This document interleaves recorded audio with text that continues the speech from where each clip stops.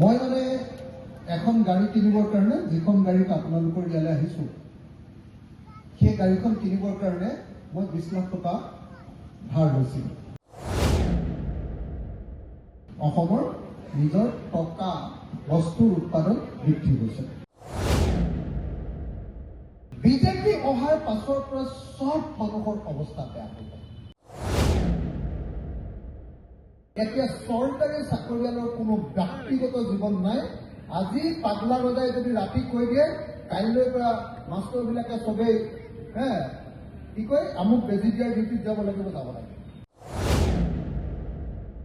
শিক্ষক বা কৰ্মচাৰী কাকো শান্তিত থাকিবলৈ দিয়া নাই, এনেই অগলা পগলা কৰি জলে তলে ঘূৰাই পেলাইছে। গতিকে অসমে ধাৰ লৈছে এইকাৰণে ল'ব পাৰিছে যে অসমৰ এতিয়া GSDP বুলি কয় বা GDP বুলি কয়, GSDP বৃদ্ধি হৈছে। অসমৰ নিজৰ টকা বস্তুৰ উৎপাদন বৃদ্ধি হৈছে।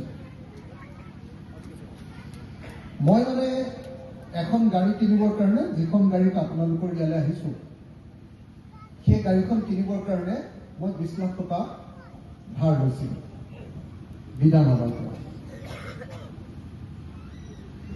বিধানসভাৰ পৰা যেতিয়া 20 লাখ টকা ধাৰ লৈছোঁ, মই হিচাপ কৰা নাই, তথাপিও 5 বছৰৰ মূৰত মই বোধহয় অতি কমেও 25 লাখ বা 28 লাখ টকা ধাৰ মাৰিব লাগে। মই 20 লাখ টকা ধাৰ লৈছোঁ, মই 25 লাখ বা 28 লাখ টকা ধাৰ মাৰিব লাগে। যদি মোৰ নিজৰ পইচা থাকিলেহেঁতেন তেতিয়াহ'লে নিশ্চয় মই ধাৰ লৈ গাড়ীখন নিকিনিলোহেঁতেন, হয়নে? ধাৰ নললোহেঁতেন, মোৰ নিজৰ টকাৰে কিনিলোহেঁতেন। তেতিয়া মই আকৌ 8 লাখ টকা, এই যে 20 লাখ টকা লৈ আৰু 8 লাখ টকা ইণ্টাৰেষ্ট দিলোঁ, সেইটো দিবলগীয়া নহ'লহেঁতেন। কিন্তু অসমৰ মুখ্যমন্ত্ৰীয়ে কৈছে মোৰ অৰ্থনৈতিক অৱস্থা বেয়া কাৰণে মই ধাৰটো ল'লোঁ। কিন্তু অসমৰ মুখ্যমন্ত্ৰীয়ে কৈছে যে অসমৰ অৰ্থনৈতিক অৱস্থা খুব ভাল।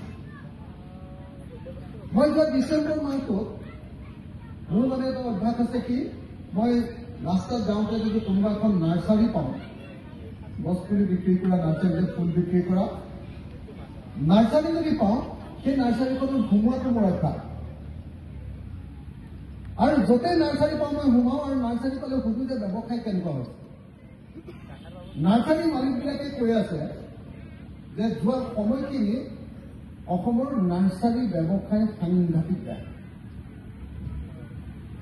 নাৰ্চাৰীৰ ব্যৱসায় সাংঘাতিক বেয়া। এইবাৰ যদি আপোনালোকে খবৰ পাইছে যে 31 ডিচেম্বৰ আৰু 1 জানুৱাৰীত যে মানুহে মদ কিনে, গুৱাহাটীত মদ কিনে যে যোৱাবাৰ 8 কোটিতকৈ বেছি, 8 কোটি 20 লাখ টকাৰ মদ বিক্ৰী হৈছিল 31 ডিচেম্বৰ আৰু 1 জানুৱাৰী। এইবাৰ মদ বিক্ৰী হৈছে 4 কোটি টকা, আধা। 4 কোটিতকৈ কেইটামান কম নে বেছি এনেকুৱা। মই সদায় মানুহৰ ঘৰলৈ যেতিয়া যাওঁ, কোনোবা এটা অঞ্চললৈ যাওঁ, সদায় ৰাইজক সোধো যে আপোনালোকৰ অৱস্থা ভাল হৈছে নে বেয়া হৈছে। মই আপোনালোকক সুধিছোঁ, মোকালমোৱা অঞ্চলৰ মানুহৰ অৰ্থনৈতিক অৱস্থা আগতকৈ ভাল হৈছে নে বেয়া হৈছে? একচুৱেলি ভাল হৈছে নে বেয়া হৈছে? মই যেতিয়া ব্যৱসায়ীৰ ওচৰলৈ যাওঁ, দোকান এখনত বস্তু কিনো, মোৰ এইটো অভ্যাসৰ নিচিনা এটা বস্তু। মই লগে লগে ব্যৱসায়ীজনক সোধো যে কেনেকুৱা অৱস্থা। বিজেপি চৰকাৰক খুব ছাপোৰ্ট দিছিলে আগতে মাৰোৱাৰী ব্যৱসায়ীবিলাক। মই আজিকালি মাৰোৱাৰী ব্যৱসায়ীবিলাকক লগ পালে সোধো যে আপোনালোকৰ ব্যৱসায় বিজেপিৰ দিনত ভাল হৈছে নে বেয়া হৈছে? তেওঁলোকে কয় যে বৰবাদ হৈ গ'ল অখিল ভাই। মই কৈছোঁ যে অসমত বিজেপিৰ প্ৰধান ভূমিকা আপোনালোকে লৈছিল। অসমত যেতিয়া ক'তো RSS নাছিলে, তেতিয়া RSS আছিলে কেৱল আৰু কেৱল মাৰোৱাৰী মানুহখিনিৰ মাজত। তাৰপাছত RSS সোমালে বাঙালী ভাষী মানুহখিনিৰ মাজত, বেংগলী মানুহৰ মাজত। এতিয়া গাঁৱে গাঁৱে RSS। কিন্তু এই আনি দিয়াৰ গোটেই কাৰবাৰটোত মেইন ভূমিকাটো লৈছিলে মাৰোৱাৰী ব্যৱসায়ীবিলাক। এতিয়া মই যেতিয়া মাৰোৱাৰী ব্যৱসায়ীক সুধো যে কেনেকুৱা লাগিছে, আপোনালোকৰ নিজৰ চৰকাৰ আহিলে আপোনালোকৰ ব্যৱসায় ভাল হৈছে নে বেয়া হৈছে, একদম মূৰ চকৰিয়াই উঠে। মূৰ চকৰিয়াই উঠে, কয় যে কি চৰকাৰ আনিলো বৰবাদ কৰি দিলে। মই সঁচাকৈ আপোনালোকক সুধিব খুজিছো, সঁচাকৈ সকলোকে সুধিব খুজিছো যে ৰাইজৰ অৱস্থা বিজেপি চৰকাৰৰ দিনত অৰ্থনৈতিকভাৱে টকা পইচাৰ পিনৰ পৰা ভাললৈ আহিছে নে বেয়ালৈ গৈছে? কোনেও এনে কৈ দিব নালাগে, বিজেপিক বেয়া পাওঁ বুলি কৈ দিব নালাগে। মই সঁচাকৈ সুধিছো যে ৰাইজৰ অৱস্থা, যিবিলাকে নিজে খেতি কৰি খায়, যিবিলাকে সৰু সুৰা বেপাৰ কৰি খায়, কোনোবাই পাচলিৰ বেপাৰ কৰে, কোনোবাই মাছ বিক্ৰী কৰিবলৈ যায়, কোনোবাই গৈ গুৱাহাটীত বিল্ডিং বনাবলৈ যায়, কোনোবাই অন্য কিবা কিবি কাম কৰিবলৈ যায়, মানুহবিলাকৰ অৱস্থা অৰ্থনৈতিকভাৱে ভাল হৈছে নে বেয়া হৈছে? হা, সঁচা কথা কওকচোন, ভাল হৈছে নে বেয়া হৈছে? ভাল হৈছে বুলি ভবা মানুহ কিমান আছে? বেয়া নাপায় যদি হাতখন দাঙিব নেকি যে মানুহৰ অৱস্থা আগতকে ভাল হৈছে, এই বুলি ভবা মানুহ কিমান আছে? বেয়া হৈছে বুলি ভবা মানুহ কিমান আছে? বেয়া হৈছে মানে মই সঁচাকৈ কৈছো, মোৰ অৱস্থা আগতকে বেয়া হৈছে। আপুনি যিকোনো এজন সাংবাদিকক সোধক, সাংবাদিকক, মই অনবৰতে সাংবাদিকৰ লগতে থাকো, য'তেই লিখিবলৈ যাওঁ গোটেই সাংবাদিকক লগ পাওঁ।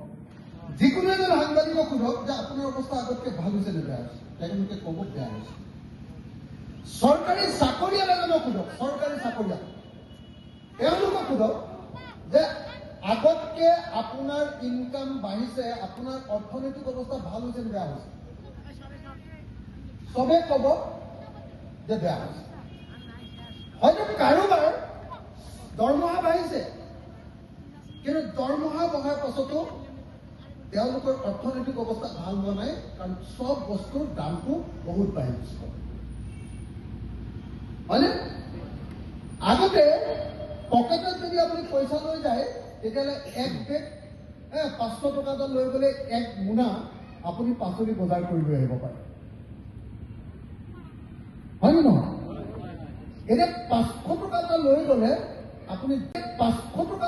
গ'লে আপুনি যেনে তেনে 1 কেজি মুৰ্গী পোৱালি এটা আনিব পাৰিব, তাৰ বাহিৰে আৰু বজাৰ কৰিবলৈ 1 টকাও নাথাকে, হয়নে? 1 টকাও নাথাকে। সঁচাকে গোটেই দেশখনত যদি আপোনালোকে চায়, বিজেপি অহাৰ পাছৰ পৰা চব মানুহৰ অৱস্থা বেয়া হৈ যায়। সেয়া খেতিয়কৰ কওক, সেয়া সৰু বেপাৰীৰ কওক, সেয়া ডাঙৰ বেপাৰীৰ কওক, সেয়া সাংবাদিকৰ কওক, সেয়া শিক্ষকৰ কওক, সেয়া চাকৰিয়ালৰ কওক। সেইকাৰণে হিমন্ত বিশ্ব শৰ্মাই এইবাৰ কৈছিলে, আপোনালোকে মনত পৰে নাই, MP ইলেকশ্যনৰ সময়ত, যে আমাক কোনো চৰকাৰৰ চাকৰি কৰা কোনো চাকৰিয়ালে এইবাৰ আমাক ভোট দিয়া নাই। মনত আছে নে আপোনালোকৰ? কৈছিলে কেলে? চাকৰিয়ালবিলাকে দেখি আছিলে যে ইমান দিন আমি গোটেই জীৱন চাকৰি কৰিলো, চাকৰি কৰাটোৱে আমাৰ জীৱিকা, কিন্তু এই চৰকাৰ অহাৰ পাছত চাকৰি কৰাৰ পাছত আমি যিকেইটা দৰমহা পাওঁ, সেই দৰমহাকেইটাৰে এতিয়া পৰিয়াল চলাব পাৰোঁ। তেওঁলোকে দেখিছে যে আগতে চৰকাৰী চাকৰি কৰোঁতে জীৱনটোত অলপ মুকলিমূৰীয়া স্বভাৱ আছিল, মুকলিমূৰীয়া। এতিয়া চৰকাৰী চাকৰিয়ালৰ কোনো ব্যক্তিগত জীৱন নাই। আজি পাগলা ৰজাই যদি ৰাতি কৈ দিয়ে, কাইলৈৰ পৰা মাষ্টৰবিলাকে চবেই কি কয়, আমুক বেজি দিয়াৰ ডিউটিত যাব লাগিব, যাব লাগে। শিক্ষক বা কৰ্মচাৰী কাকো শান্তিত থাকিবলৈ দিয়া নাই, এনেই অগলা পগলা কৰি জলৈ তলৈ ঘূৰাই ফুৰাইছে চবকে। এইবাৰ আপোনালোকে চাব, যদি কোনোবা চাকৰিয়াল ইয়াত আছে, তেখেতসকলে জানে এইবাৰ যেতিয়া দৰমহাৰ পাছত যে এই যে হেৰি এটা বাঢ়ে, কি বুলি কয়, ডিএনএছ এলাউন্স, ডিএ এটা যে বাঢ়ে, এইবাৰ 3% নে 6% কিবা এটা বাঢ়িছে নহয়। 3% এই ডিএনএছ এলাউন্স ডিএ বাঢ়িছে, 3% ডিএনএছ এলাউন্স দিবৰ কাৰণে 4টা কিস্তিতে চাকৰিয়ালবিলাকক 4টা কিস্তিত 3% পইচা দিছে। চৰকাৰৰ পইচাই নাই।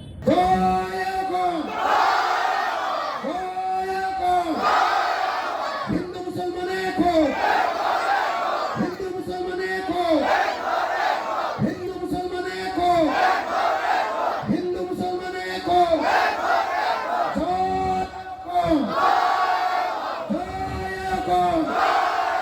বিজেপি করবে, বিজেপি করবে, এআইডিএফ করবে, এআইডিএফ করবে, রাজ্য দল জিন্দাবাদ, সকলো কমবাকি একো, হিন্দু মুসলমানে একো, সকলো জাতি জনগোষ্ঠী একো, ইনকিলাব, ইনকিলাব, ইনকিলাব, ইনকিলাব, ইনকিলাব, BJP, BJP, BJP, AIDF, AIDF, সাসা মামা, সাসা মামা, সাসা মামা।